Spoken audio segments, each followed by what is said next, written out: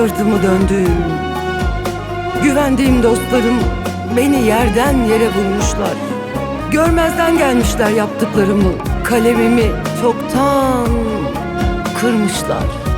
Vay ki vay, vay ki vay. Ben kimleri dost bilmişim, ben kimlere yar demişim. Dünyadaki bütün kötülükleri yapan benmişim gibi, onlar zemzem suyuyla yıkanmış gibi.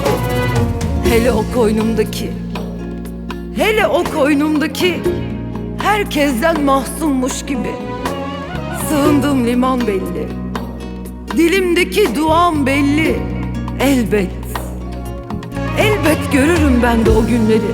Yaradan katında suçlu belli, mazlum belli. Gel gelelim, gel gelelim asıl meseleye.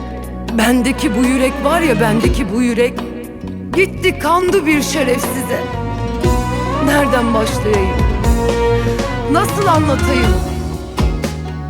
Gözde yaş kalmadı ki ağlayayım. Giden yıllarıma mı yanayım? Yüreğime mi kızayım bilemedim.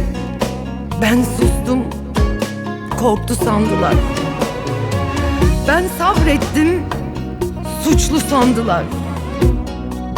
Oysa ben tevekküldeydim. Onlar beni yalnız sandılar. Benim de vardı haykıracaklarım elbet.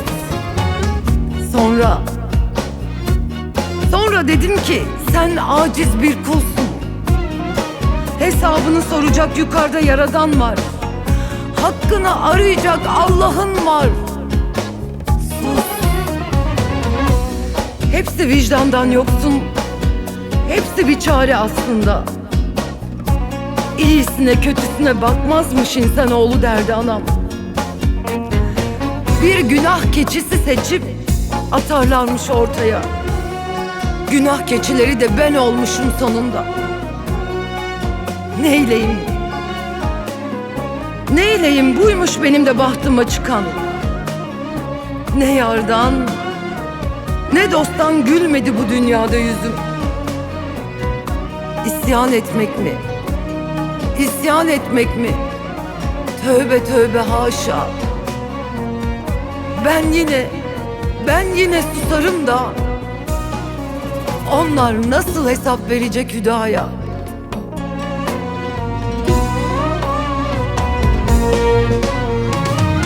Gönlümdeki bu yarada yaşadığım acılarda kaldım bu zor durumda. Senin imzan var bu sevdanın enkazında, dermansız dert pazarında, cehennem çukurunda senin imzan var.